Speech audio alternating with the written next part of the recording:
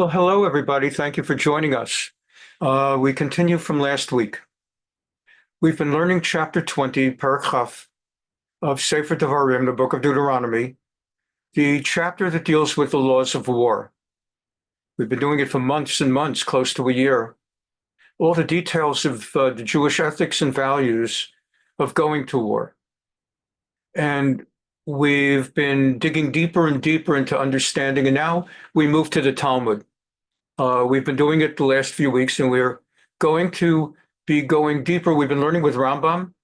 The overall Rambam, of course, he prepares the he's got the code of Jewish law that lays out the laws. We had preceded Rambam with the chapter in the Torah so as to get the overall view.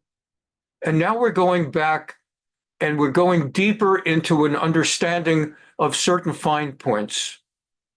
And we're going to therefore go into Gemara. There's a lot of interesting material.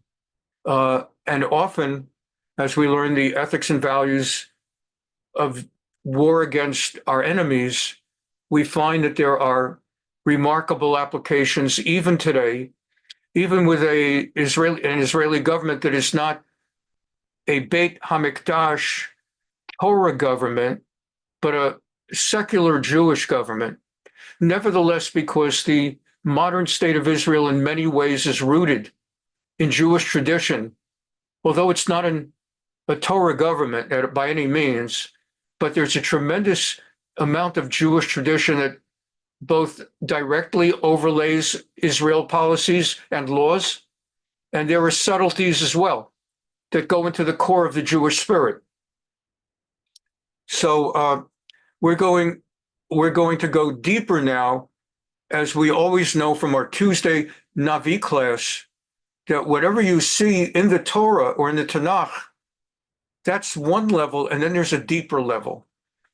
In order to get ourselves in the spirit of the subject, I'm going to play for you, just as an intro, then we're going to go right into the text, the hymnon, the song of the Irgun.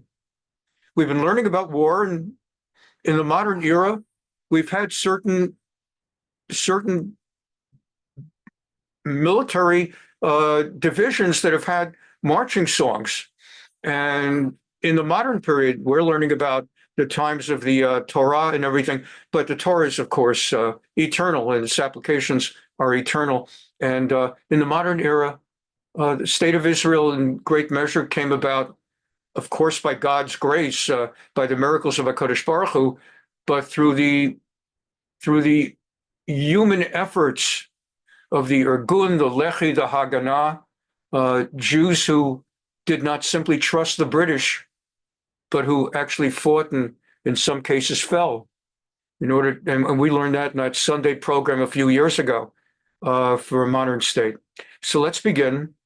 Thank you very much for being here. This is Rabbi Doe Fisher of Young Israel of Orange County. And if you're watching on YouTube, we welcome you. And don't forget to do a like. We like the likes. Thanks very much.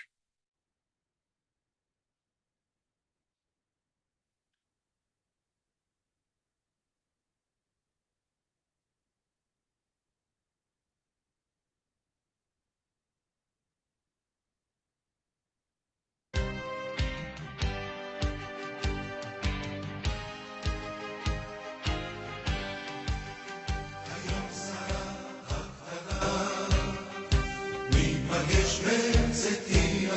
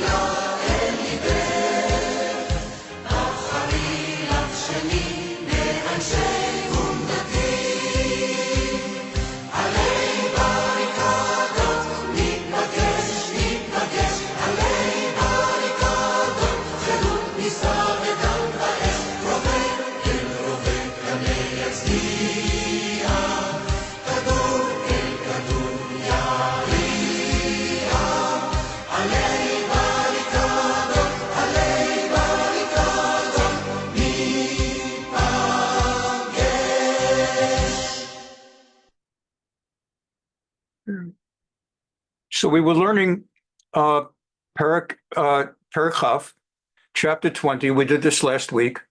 And I want to look more closely at two things, and then we go to the Talmud. So it starts with, and we'll be doing these next few weeks, learning the Gemara, and also looking more carefully at the text we've been learning. The rabbis point out, the commentators point out, so it says, Ki tetzei milchama al oivecha, when you will go out to war on your enemies. They learn from this that it refers, these are laws of war that are against those who hate the Jews, hate Israel, our enemies. Unfortunately, there are times when Jews fight Jews. Now it's an era of mostly peaceful, when, let's say we have to deal with the likes of a Bernie Sanders or a George Soros. But in the times of the Bible, of the Torah, and other times, the Talmud, indeed the fall of the Second Commonwealth at the time of Tisha B'Av, these things happened when Jews were fighting Jews. And there are separate rules, more merciful, when Jews are fighting Jews. God forbid that it ever happens. Again, you have 12 tribes. And there were times in the Tanakh where, let's say, there was war against the tribe of Benjamin, or there were wars between, I've taught you many times, there was a civil war that ended up establishing two separate Jewish countries. We learned that in the past, that there ended up being a kingdom of Israel, one country, and a kingdom of Judah, Yehuda, Yisrael, the other country. One had its capital in Jerusalem. This is after the time of Shlomo. His son Rechavam did not handle things right and ended up with a split of the country that remained until the time of the expulsions by Babylonia and the northern kingdom. And there were one or two times that they themselves went to war, not only after the Civil War split, but there were later times. We'll learn about that in a moment. And we're taught that when we go to war against our enemies, that refers to war against the likes of Ammon and Moab, Edom, Aram, and it's different when, God forbid, we find ourselves fighting internecine battles. It says, for ita sus v'rechev, and this is where I want to read you a commentary. Amrav Mimcha. We learned it last week, but not on this level. Now we got the broad picture last week. Now we're going deeper.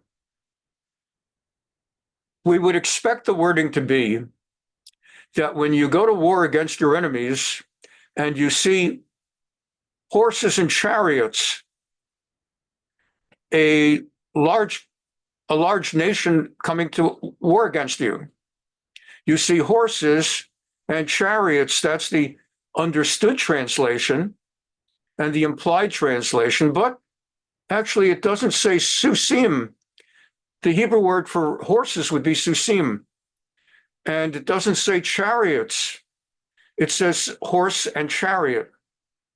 And there's an interesting commentary on that.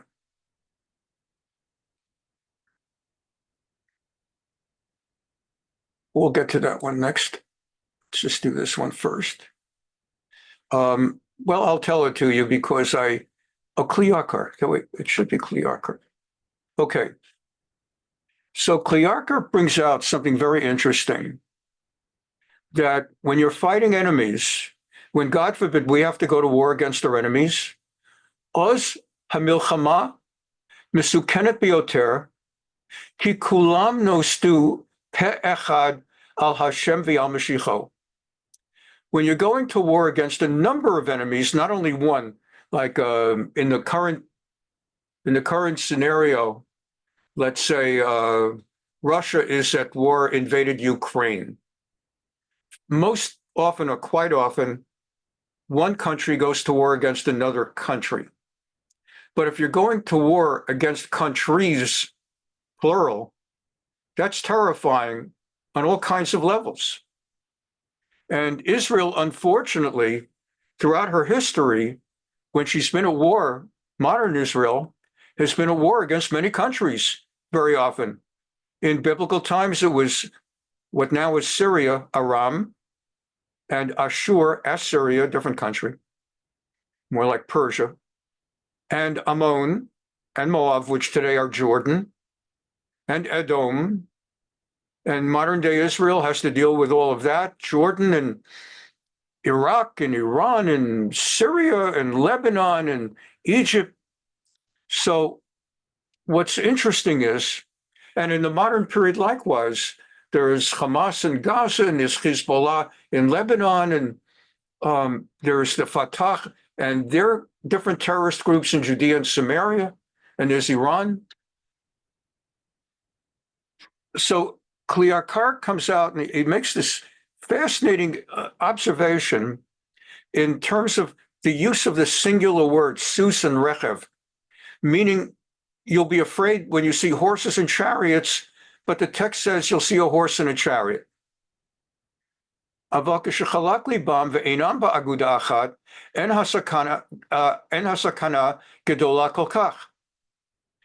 terrifying and as difficult as it is to be at war, any war, it's worse when you're going against many countries, and it's at least a little bit less burden if those countries are not united in their battle. V'zeh hanes asher hekuf bet HaKadosh Baruch Hu asa oseh im Yisrael.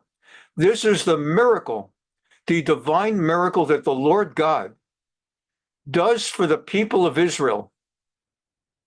There are miracles that happen. We don't recognize most of the miracles that God performs. It's really an interesting thought that we take for granted so much and don't perceive them as, it is a miracle that we're alive in America. I'm not focusing now on America. I'm focusing now on alive. We take for granted that we're safe in America or other parts of the world. Why? Are Americans so different? We'd like to think so. I'd like to hope so. But we've seen now they're not. That it is by God's miracle and grace that America continues to be good to us and leaves us alone and gives us opportunity. We take it for granted. You wake up we go to elections on Tuesday. This one's voting for Harris. This one's voting for Trump. And the assumption is everything's fine and we can go to vote and we're going to go home the next day. We're going to be happy with the result. We're going to be unhappy with the result, but everything's going to go on. We got my job. That's not what it's like for Jews, so many other parts of the world. And we take it for granted here. And then suddenly there are campus riots and people are shocked. How could this be in America? Can't believe it. In America, to have this going on at universities, that Jewish kids get beaten up on campuses and say they're afraid to walk into the school, and Yeshiva University has to do an outreach campaign that we're accepting transfers from Harvard, Yale, and Columbia for kids who are afraid to go there, is America. So in other words, America's not so safe. By the grace of God, we don't realize it. It's by the grace of God that today America is our haven.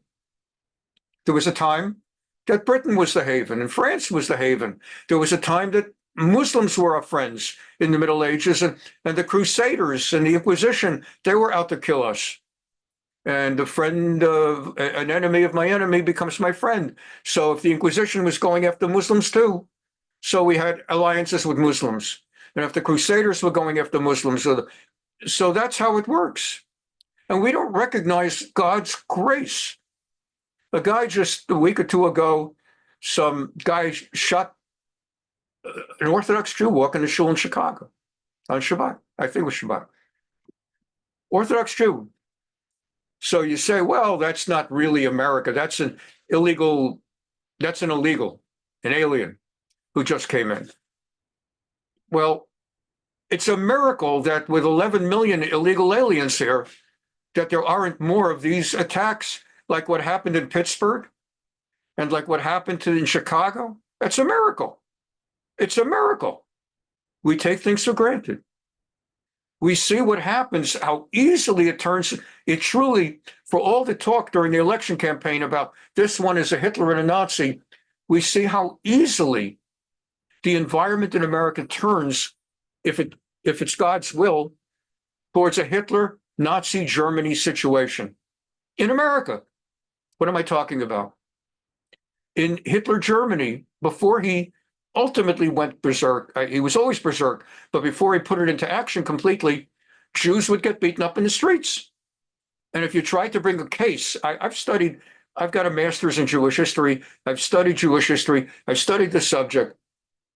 And if you went to court and you brought a lawsuit against the guy who beat you up, this is before Hitler started actually putting people into ghettos and transporting them to death camps. And you brought a lawsuit. It's still, Jews were still going to universities. They still had their jobs. Cases were thrown out. The judges just threw out the cases. And they made up any possible excuse, either to justify what had been done, the Jew being pummeled in the middle of the street, or alternatively, not to justify it, just to say, my court docket is too busy and we can't take this case. And you look at Chicago, where they won't call, finally, under pressure after 3 weeks, they called it a hate crime. For 3 weeks, they wouldn't call it a hate crime. An Arab Muslim or a Muslim who came in as an illegal alien drove like an hour and a half just to find an Orthodox Jew in Chicago, shoots the Orthodox Jew. The illegal alien now has been arrested, and we know who he is and what he is and what motivated him. And the mayor of Chicago would not call it a hate crime. And the police would not call it a hate crime. It's so easy if all the cities would be like that. That's what happened in universities last year. The chancellor of UCLA, they wouldn't call these hate crimes. They wouldn't call them anti-Semitic. We saw what happened when Elisa, what's her name, got them in front of Congress and started questioning the three presidents of the Ivy League schools, the one from Harvard and Yale and Penn, and started asking, someone calls for the destruction of Jews. Is that allowed? Well, it depends on the context. The idea is we take it for granted that, boy, that was a pretty good Congress representative who really took them down.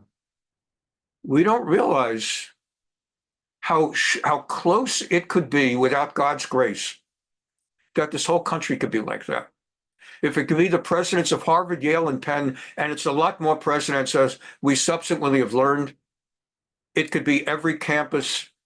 This country so quickly could turn into an anti-Semitic situation that is reminiscent of what we've been through for 2,000 years. And I love America. I'm not walking around, I'm grateful for what we have. But we take it for granted, and this is in the context of what we're learning now. It's all miracles. And we look and we say, boy, that was lucky, or good strategy. We don't realize if Trump were not, by God's grace, pro-Jewish and pro-Israel, with an Orthodox daughter and Orthodox grandchildren, imagine if Trump were anti-Semitic. It could be.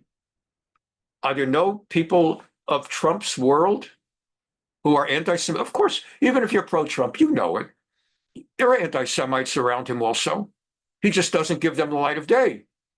But there are those people would support Trump over Harris and others. Imagine if Trump were anti-Semitic. It would be, I don't want to say all over for us, it would be pretty bad. It is a miracle from HaKadosh Baruch Hu that when he brought a guy a populist who appeals to farmers and union workers, white Catholic ethnic workers, it's a miracle that he loves Jews in Israel. Because if he really were of the other sort, you would now have a majority of Americans not only anti-Israel, it would not be safe. And if you say it wouldn't be safe, how could that be? Just look at the college campuses. It's a miracle. So what Kliakar is saying is that God makes miracles we don't take as miracles, but they are miracles. So what we have here is we go to war, God forbid, and we have many, many enemies, not just a few, but many. And HaKadosh Baruch Hu, he divides them. They always are fighting with each other. It's a miracle. Libam ve'enan ba'aguda achat. When God divides our enemies' hearts, that they are not united against that. Look at the United Nations. Thank God that's not a military. That's just a bunch of people talking. But what happens when all the nations get together and they are not divided against the Jews? You end up with the United Nations, and you end up with UNRWA, the UNRWA, that agency that operates in Judea, Samaria, and Gaza, and uses international funding to foment and to support murder of Jews, what we've learned about UNRWA and the people that work for them. And they have their International Court of Justice, the ICJ, that goes out and finds Israel, accuses and finds Israel guilty of genocide. And they have the ICC, the International Criminal Court, that's issuing arrest warrants as war criminals against Netanyahu and Gallant. Imagine if they were an army, and there is an army, and they're always divided. It makes the danger so much less. You know the word nes, miracle. Nes gadol hayapo, sham, what we speak of on Chanukah, the nes, nisim v'niflaot, the miracles, asher HaKadosh Baruch Hu oseh im Yisrael, that God perpetually performs on behalf of the Jewish people in Israel. Aleph Pei, she'af al pi, she'betchilat yitziatam le'milchama kol ha'umot nitchabru. Just even though at the start of a war, all the nations are united with the intention of destroying us, ke'ilu hayu kulam, sus v'rechev echad. That's why we have wording in the singular. You'll see one horse, one chariot, but they become horses and chariots. When you start your war, they're all together as one common enemy, united to destroy you. And over the course of time, by God's miracle, they were kulam sus v'rechev echad k'ish echad, like one person, memem mikol makom, nevertheless, kekorvachem el hamilchama. When you actually go to the war, as the war ensues, what God does is Yishalach Hashem Bahem et ha-mihuma. God sends confusion into them by Ifradu Ishme al Achiv, and one suddenly splits from the other. V'tiyah Cherev Ish B'Re'ehu, and they end up fighting each other. You don't think that hasn't happened right now? Stop and think about it. October 7. Imagine if when Hamas came in and crossed the border and went to war on October 7, and the next day Hezbollah started shooting rockets up north, and that is what happened. Imagine if Hezbollah then had been doing what Hezbollah would do a year later.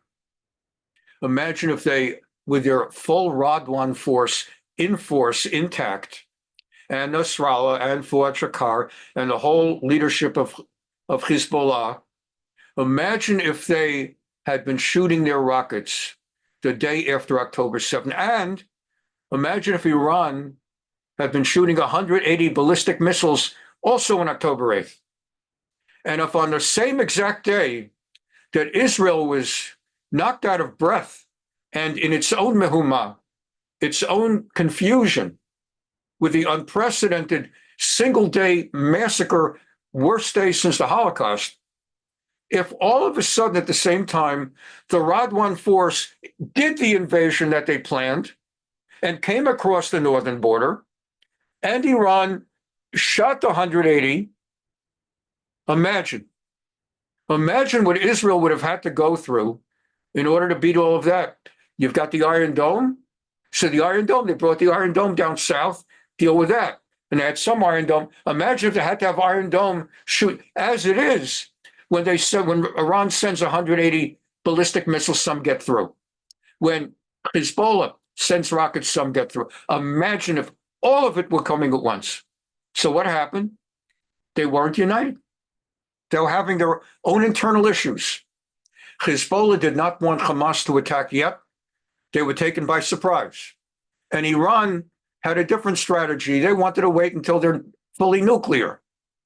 And they were still getting Houthis together. This is God's miracle. It is an absolute miracle. 1948 war. In the 1948 war, Israel had 7 countries, Arab countries, trying to destroy it. And they formed an Arab League, an Arab Legion, and they all attacked. But they had their own separate agendas. And King Hussein, or whatever his father, in Jordan did not have the same agenda as Nasser in Egypt. So Hussein did not initially even join the war. And then he was forced by Nasser, who was threatening, maybe we're going to have to assassinate you and take over Jordan with other people. So Hussein came in. He wasn't, excuse me, he wasn't looking for the fight. And they did not have a coordinated fight. Meanwhile, Iraq sent troops, and it turned out they had different commands. That in their training as an Iraqi army, they had different words they used for, I don't know, left, right face, forward, march, retreat, I don't know. And Iraqis had a different language, different terminology from the language of the Jordanians with whom they joined in the attack on the east. So what ended up happening was they actually had things where they went in different directions. It's a tremendous miracle. Many of us who haven't studied the history don't even know this. It's a tremendous miracle. How Israel, a small ragtag army of Holocaust survivors, okay, very heroic and patriotic. And we started with the song of the Irgun, and it was the Lechi and the Haganah, but how it survived 7 nations, even today. Everybody's walking around. Yeah, sure. Of course Israel's around. Of course she's not in peril. Ukraine is in peril. Israel's not in peril. How could it be? God's miracles. Even what happened on Tuesday. I just read an article by Carolyn Glick, I was thinking the same thing, but just to cite another source. How Israel and the Jewish people dodged the bullet on Tuesday.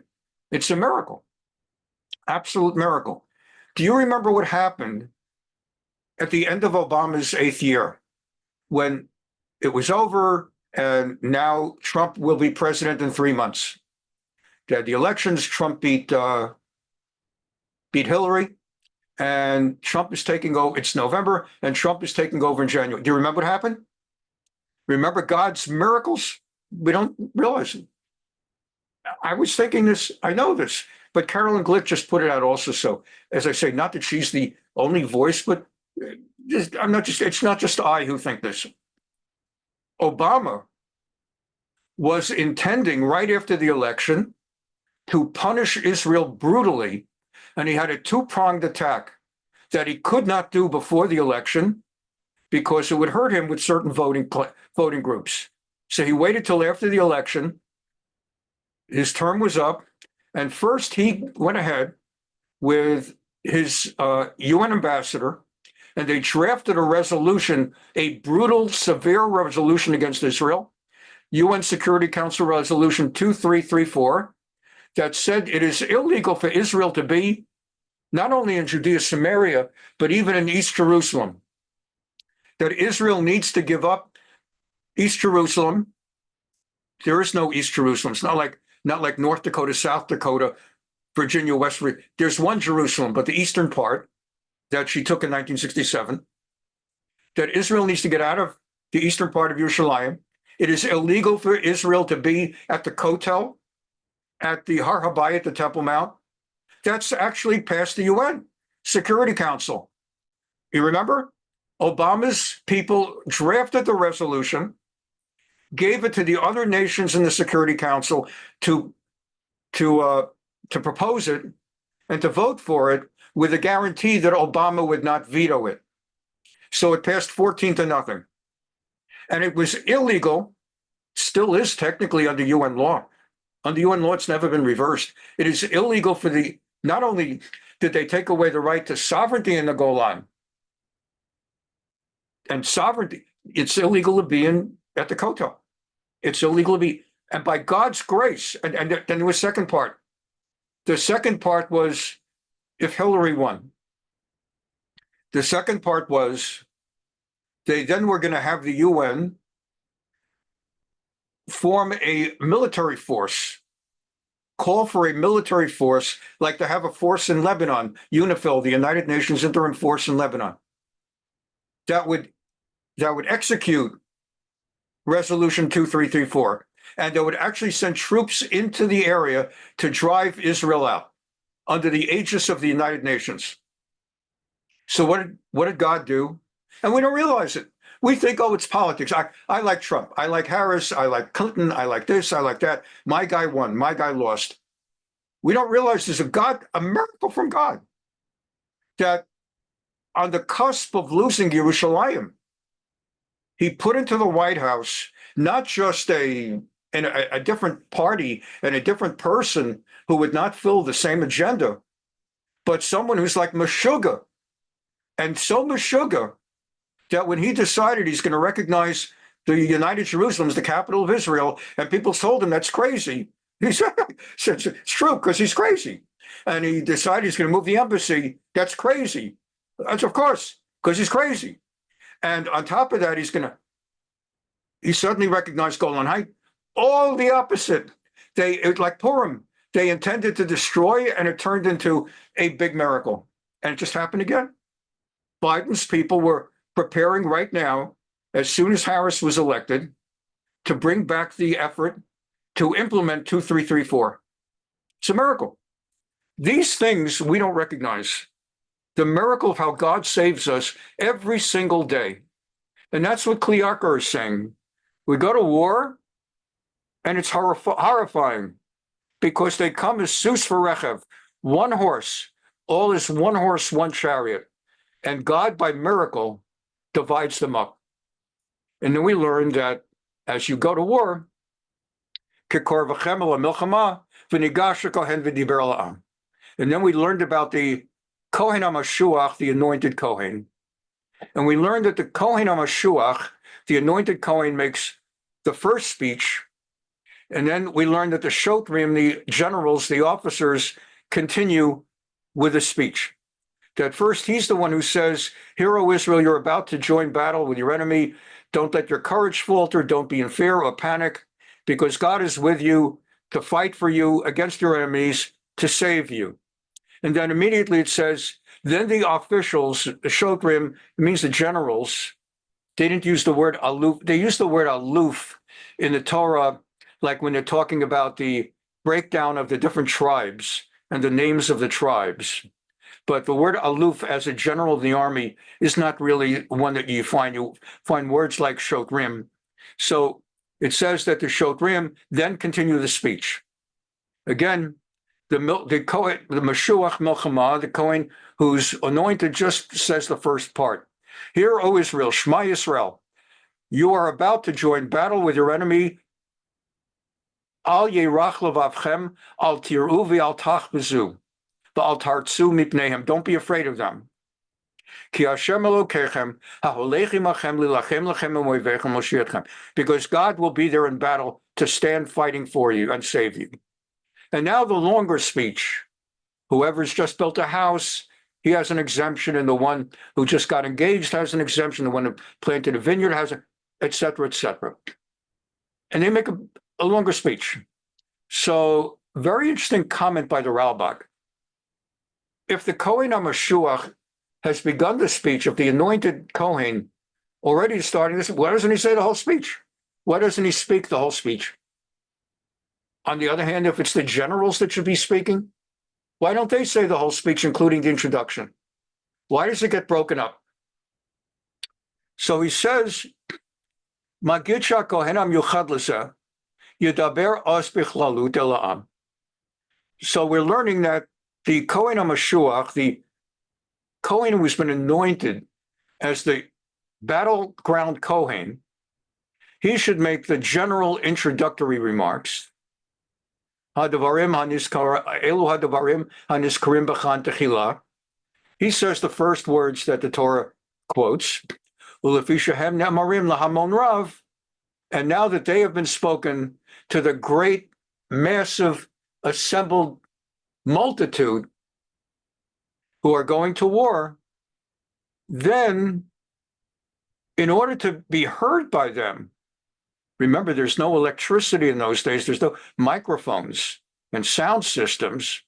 It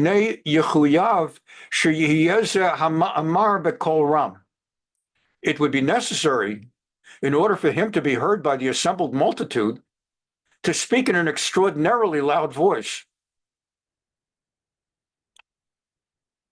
That's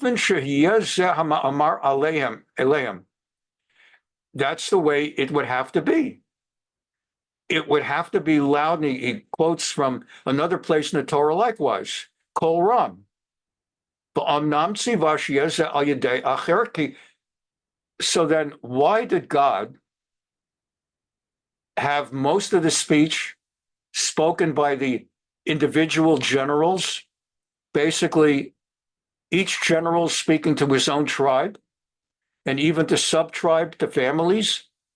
Because because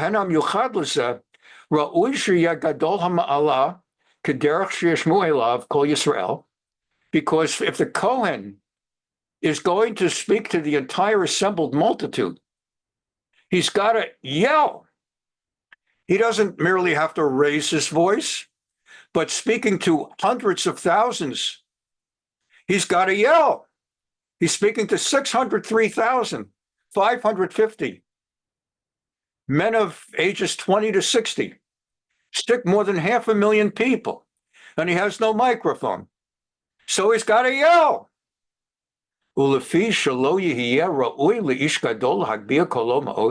And because it is not dignified, right? I just yelled louder just so you could get the point. It's not dignified for a person of that significant status to yell. Therefore,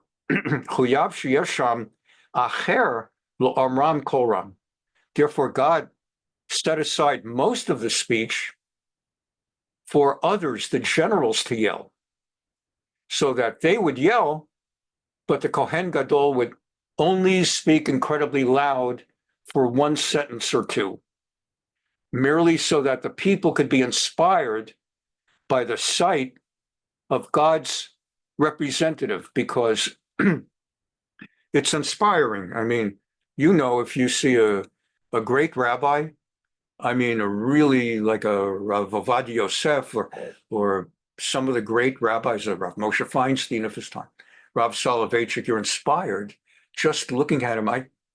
When I was studying for smicha to be ordained at Yeshiva University, I had to go in an elevator to my class. You go into the building, you go up the elevator. And very often the timing of my elevator ride, at the same time, Reb David Lifshitz, Mesekhet Sotah, was in the elevator. And I never happened to study in the shiur of Rav Lifshitz. There were so many great Rabbanim there. I studied with Rav Tendler. But I remember I'd have things on my mind. I've always got stuff on my mind. I would have things on my mind, whatever it is. And maybe the traffic, the baseball game, what we're studying today in class. And I'd just be thinking without even realizing I'm thinking. And Rav Lifshitz would walk into the elevator, and I always, it never ended. I always would just be overwhelmed with awe, A-W-E, overwhelmed with awe. Even if I'd seen him 20 days in a row in the elevator 20 times in a row, I always felt that I need to stand a little bit more erect and a little more proper. I would probably after seeing him, I would look down in the elevator. I didn't feel worthy to look directly at his eyes. He was a very humble man. He's extraordinarily humble. So it's not like, you couldn't look at him because of him. It's because of me, because I wasn't worthy to be in the elevator with him. And that's what you're talking about with the Kohen HaMashuach. it was important in God's concept of human beings that the spirit, the ruchniut, would be elevated by seeing the Kohen HaMashuach, the anointed Kohen, standing at the front, telling people, don't be afraid. It would feel like God is speaking to you through this man. He's not a Navi, he's not a prophet, but it would be inspiring. And then you would look at your respective generals. You respect your generals. You may even think this is a great general, talking in American terms, Douglas MacArthur or who did George Scott play? I'm going George C. Scott. But anyway, one of the great generals, and you'd know you're in the presence of a great general, but it's not the same as being in the presence of Rav David Lifshitz or Rav Soloveitchik or Rav Moshe Feinstein or Chacham Rav Ovadia Yosef. So that's what was going on. And it's also, I mentioned a moment ago, that Rav Lifshitz was the most humble of people. You can't have someone like Rav Lifshitz being commanded by God to shout and scream loud. It's just not bekavadik. It's not honorable. And it's an interesting insight. Let's go to the Gemara. Okay, let's go back to the Gemara. Take this off the screen. The floating meeting controls. All right. Here we are in Mesekhet Sotah, and we're going to be in Mesekhet Sotah, the Tractate Sotah, for the next 2 or 3 classes. This is the section of the Talmud that really goes into Deuteronomy 20, the chapter we've been learning. And we start with the very beginning of this parak, this chapter, Mashuach Milchama B'Sha'ash Medaber La'am. Okay. I'm going to read English. I know you know that I can read Hebrew, and we'll get more material in if I primarily read it from English. Where appropriate, I'll go into Hebrew. With regard to the word priest, the word about that, there are those who translate the word Kohen as priest. And there are an enormous number of rabbinic commentators and translators who don't like to translate the word priest. Now, the idea of a priest in the Catholic Church, which is where priests in the English language, that's what we relate to, the word priest, is like an intermediary of God. He performs certain sacrifices, or not sacrifices in church, but he's the one who, let's say, the Eucharist, the Sunday morning Mass or whatever, the priest does it. He hands the wafer and the wine or whatever. A Kohen is not a priest. The reason they use that translation is that they're looking for a word in English and they don't have a better word. So what word is closest to a Kohen? Priest. Namely, like a religious intermediary, but a Kohen is very, very different. A Kohen has different rules. Kohen lives a different life. A priest does not marry, a Kohen marries. In fact, we learned that before Yom Kippur that they even had a backup wife waiting. If God forbid the Kohen's wife died shortly before Yom Kippur, they immediately would marry the Kohen to a new wife. Kohen, just as a priest in Catholic theology, must not be married, a Kohen Gadol must be married. And Kohanim in general are married, and Kohanim marry. They have certain rules, but the Kohen offered sacrifices at the Beit HaMikdash. The Kohen, I don't want to take the whole class with this, but so what do? Most of us prefer the translation for the word Kohen, Kohen, Kohen. And it's a good enough translation because everyone knows what we're talking about. That's the point of a translation, to create a word, let's say in English, that you know what the Hebrew word is. So if I write something, when I write an article, I publish an article, I no longer use the word Sabbath. I write Shabbat. Non-Jews know what Shabbat is. If they don't, they could look it up on online, and so on and so forth. Just want to make that point. With regard to the Kohen, who was anointed for war, the Mashuach Milchama, at the time that he would speak to the nation, he would speak to them in the sacred tongue Hebrew. Well, first of all, Lashon HaKodesh. Hebrew is called the Holy Tongue. Lashon HaKodesh. And there are many reasons given for why that's the synonym for the word Hebrew. Sometimes you say, I'm speaking in Hebrew, I'm speaking Lashon HaKodesh, in the Holy Tongue. There basically are no curse words in Hebrew. In modern day Israel, in the street, when people want to use a curse word, not that it's the right thing to do, but they use curse words, they use words that exist in Arabic. Since Arabic is not spoken fluently by Israelis, but they know words here and there, just like even American non-Jews know some Yiddish words here and there, a shtick, meshugana, fetch, I don't know. So in the same way, Israelis know certain Arab words, yalla, inshallah, and in the same way, all curse words are basically Arabic. There's not really curse words in Hebrew. The 2 or 3 words in Hebrew that are used for cursing really don't even mean that. They have different meanings. And it's just because they sound like a word sounds a little bit like the English curse word. So they'll use that word, so it's the holy language. Whole debate whether you're allowed to even speak Hebrew in the bathroom. Okay, in Israel, if you're in the bathroom and you're calling out that you need more toilet paper and you only speak, of course you're speaking Hebrew. But like in America, for those who don't speak primarily Hebrew, but their mother tongue is Sfat Em is English, there are those who say you should not speak in Hebrew call out from the bathroom in Hebrew. There are some who, therefore, if they don't speak English, like in some Hasidic communities, they'll maybe call out in Yiddish. But I want to make that point. So we would speak in the sacred tongue, and the priest, the Kohen, identified in the verse, that one was inaugurated, as I've taught you, specifically to serve this function. That's his purpose. Zeh Kohen HaMashuach milchama. Okay. The Torah dictates the priest's address, the Kohen's address. And he shall say to them, Hear, Israel, you draw near today to battle against your enemies. Let not your heart faint. Fear not. Be alarmed. Don't be afraid. The Kohen expounds against your enemies and not against your brothers. There are different rules, ethics, and values when Jews fight Jews. We should never fight Jews, of course. But we know in the world we live, we even see tragically examples now.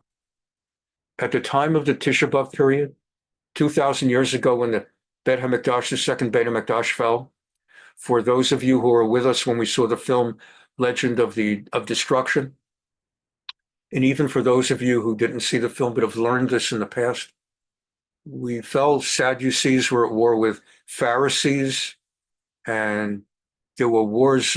Bar Giora and the Kanaim, the Zealots, were at war with the others, and you remember we learned this, where they were killing each other.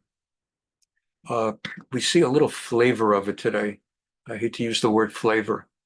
Not only Bernie Sanders, immediately after Trump won, immediately Sanders was issuing a statement that this is bad because Trump will assist Netanyahu in committing his genocidal war.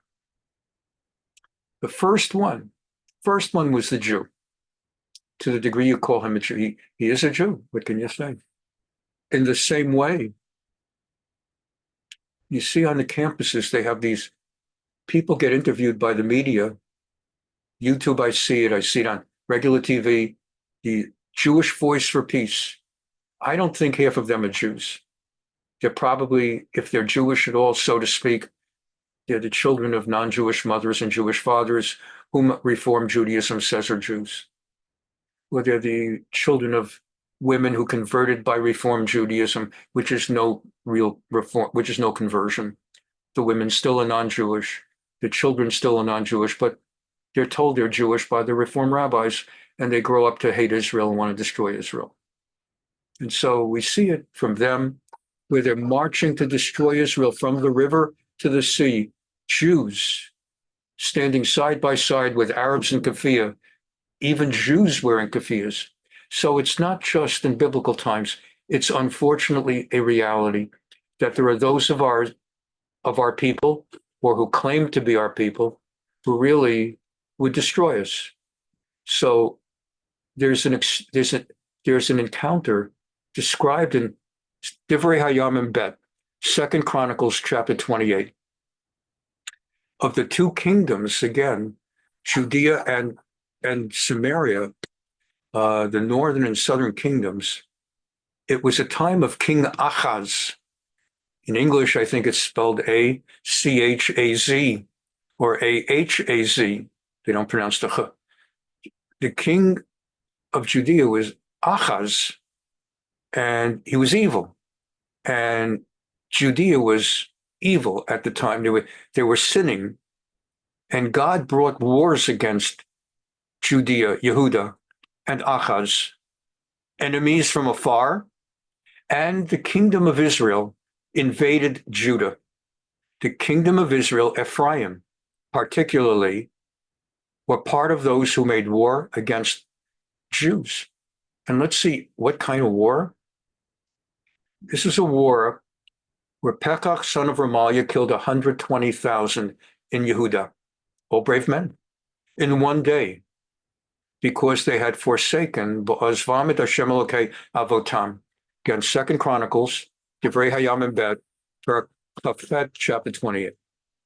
Sichri, the champion of Ephraim, Sichri, Gibor Ephraim, the hero of Ephraim, killed Ma'aseyahu ben Hamelech, the king's son, and the chief of the palace, and the second to the king, Mishnah Hamelech. He killed all of them. The Israelites refers to the northern kingdom. There's Israel. The Torah speaks, the Tanakh speaks of the kingdoms of Israel and of Judah. Yisrael, Yehuda, sometimes calls them Shomron, Samaria, and the other Judea or Yerushalayim even.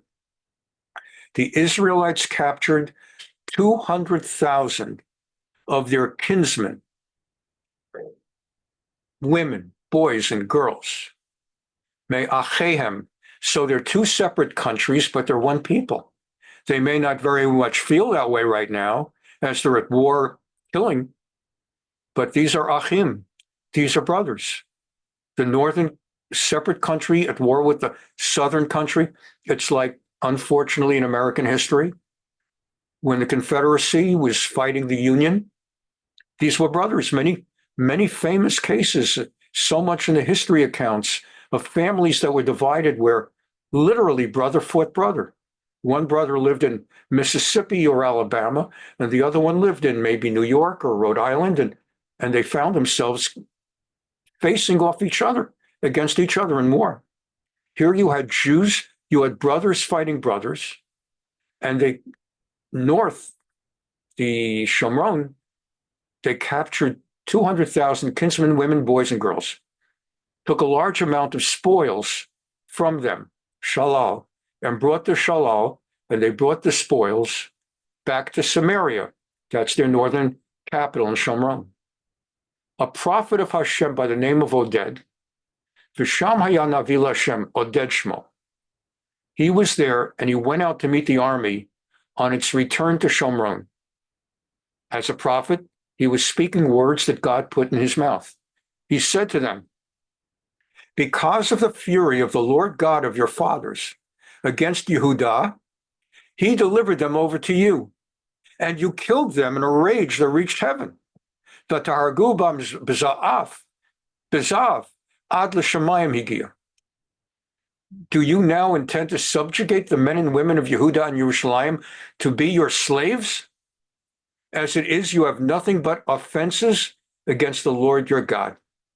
Now then, listen to me, and send back the captives you've taken from your kinsmen, for the wrath of the Lord is upon you. In other words, God sent you and gave you victory against the southern kingdom because of their sins.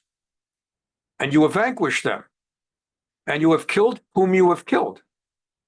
But as for the 200,000 prisoners of war, now you let them go. The war's over. What was needed to be accomplished has been accomplished. They are your brothers and sisters, and send them back. And some of the chief men of the Ephraimites, some of the leaders up north, on Ashimei Roshei ben Ephraim, confronted those returning from the campaign and said to them, do not bring these captives here.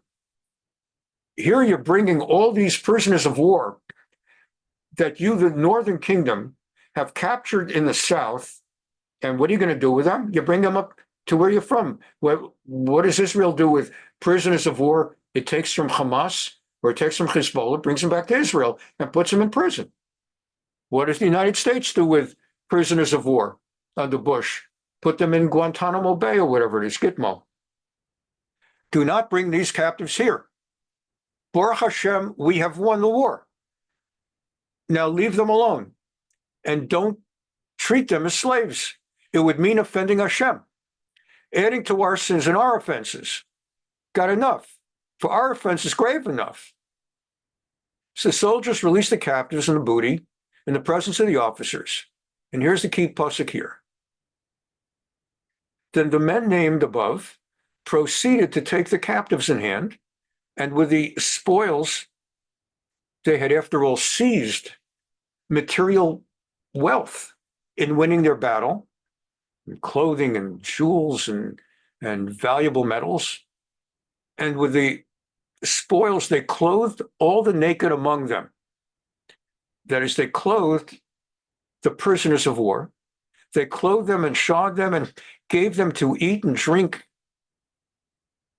Unlike what Israel should be doing now with Gaza, the so-called humanitarian aid, it doesn't even get to the people. It's basically feeding Hamas. Hamas takes the food and they take all they need, and then they sell the rest at a high markup to the locals and support the so-called humanitarian aid that Biden's been forcing on them. Has actually sustained Hamas. That's why they don't give up. They just have to watch out not to get bombed. But they've got plenty of food. When they killed Yahya Sinwar a few weeks ago, so they saw him. He'd been living in tunnels. He weighed a proper amount. He weighed like 155, 160 pounds, something like 70 kilograms or whatever it is. He weighed about a proper weight for his height. He was perfectly healthy. Here, but they shouldn't have been doing that. But here in the Tanakh, give them to eat and drink and provide donkeys for all who are failing. That is to say, these forced marches like what happened in the Philippines during World War II, or Hitler's forced marches, or Stalin's forced marches, or Mao's forced marches. You don't force them. Or what Titus did, forcing Jews to march from Israel to Italy and everything. They took them on boats and then they had to march on dry land. You don't force march these people, your brothers, from Yehuda into Shomron. For those who can't do the walking, provide them with donkeys. Bring them to Yericho, the city of palms, and bring them back, etc. So what's the Mishnah saying? Mishnah is saying that when you draw near to battle against your enemies, not against your brothers. This is not a war of the tribe of Yehuda against Shimon, and not Shimon against Benjamin, such that if you fall into their hands, your brothers will have mercy on you. That's what you need.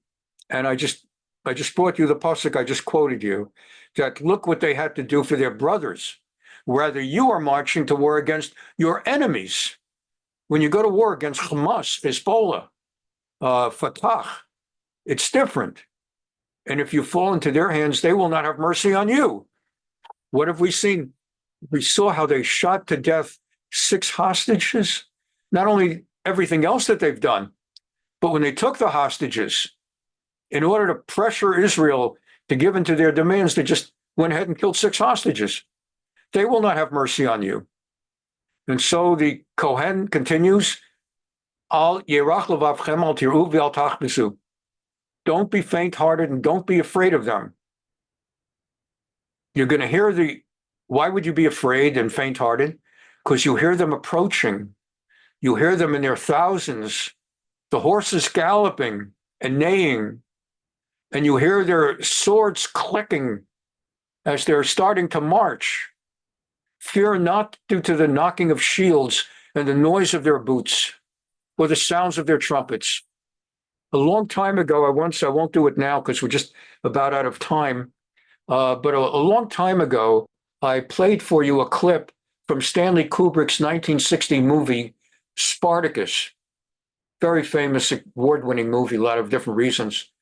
And the scene I showed you was where the Romans, the legions in their thousands and tens of thousands, were gathered to march on the gladiators.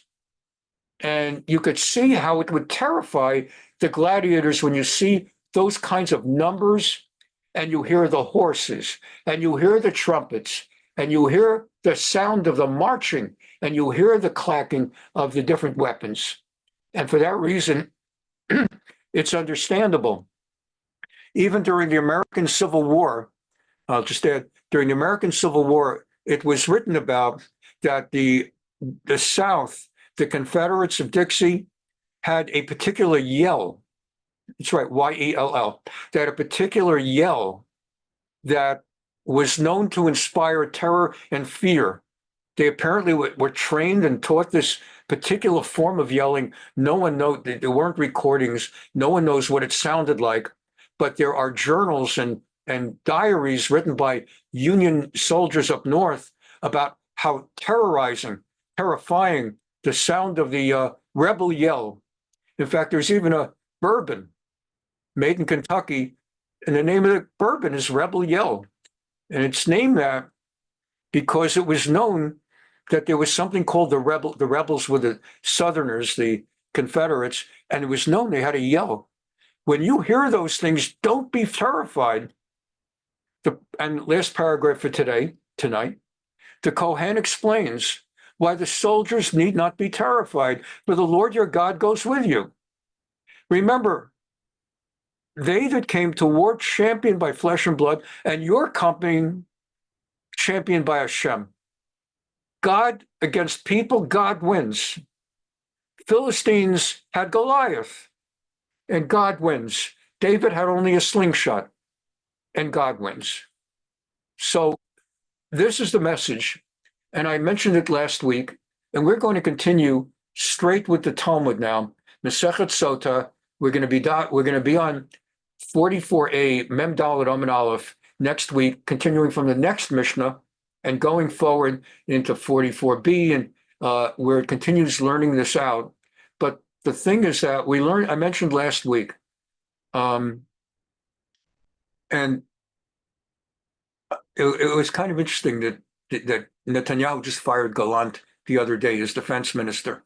But to close today, I mentioned that this General Brick, who had made such an extraordinary national reputation, a fabulous reputation for himself, by having warned again and again that the army is not ready for what exists in Gaza and Hamas, and we're not ready to fight them.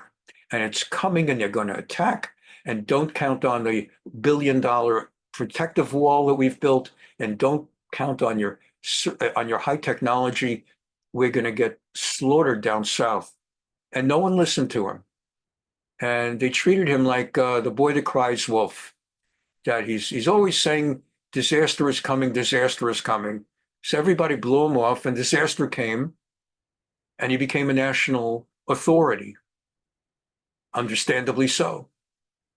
And then he immediately turned, I mentioned it last week, he immediately turned to the north and started writing op-ed articles in Ma'ariv. Particularly, I would read him often front page his articles. And he would be on all the TV stations saying it's going to happen the same way and worse up north, that Hezbollah is going to bring an end to the state. The country does not realize it's on the verge of extinction. They have 150,000 rockets and missiles, and they have this and they have that, and he just went on and on. Each article more terrifying, that the country's going under, and therefore, when they shoot rockets and missiles, leave them alone. Don't incite them to go to full-out war with us, because we'll fall. And he really had a lot of people scared. I would read his articles in Hebrew, and I was curious, how are the Israeli people reacting to this stuff? So you'd read the letters to the editor, the long list of Ma'ariv, they'll get like 500 comments like the major papers do. And I'd read, and a lot of people would blow them off, and a lot of people were terrified. And now what we see is that it turns out of the 150,000 rockets, Israel has wiped out 80% already. There's only 20% left. I mean, it's still a lot when I say only, but they've had 80%, and the whole leadership is wiped out. Nasrallah is gone, and the Radwan force is gone. And the pagers and the walkie-talkies killed 3,000 of them, blew the ones that didn't kill, it blew up their private parts and their hips and their hands and blinded them. So, in other words, it seems that the rules that apply to the rest of the world do not apply to the Jewish people. When we are worthy, when God blesses us, when we're worthy of being blessed, those rules don't apply. And no better example, if you look at Israel and you look at Ukraine and you look at those two wars that are going on, it's amazing. Ukraine is big. They're up against Russia, but we see Russia's not dropping atomic bombs. And Ukraine has done very, very well. But Ukraine is running into a certain kind of problem, and they're invaded. And Israel has managed, and we take it for granted, oh, they're so smart. Israel's smart. They have better weapons. It's been God's miracle. And now that things are at a critical moment with Iran already and Israel getting to the point that it's going to get to a certain point, we just experienced an unbelievable miracle on Tuesday. And that's the message I really want to leave you with today. It's not an endorsement because the election's over, but this is one of the greatest miracles. When you look back at the end of your life at age 120, did you live through any miracles like standing at Mount Sinai and receiving the 10 commandments, 10 declarations, or the splitting of the sea? It's not that much of a miracle, not on that level, but you could look back and say that Tuesday's election is maybe one of the biggest miracles that you lived through in your lifetime.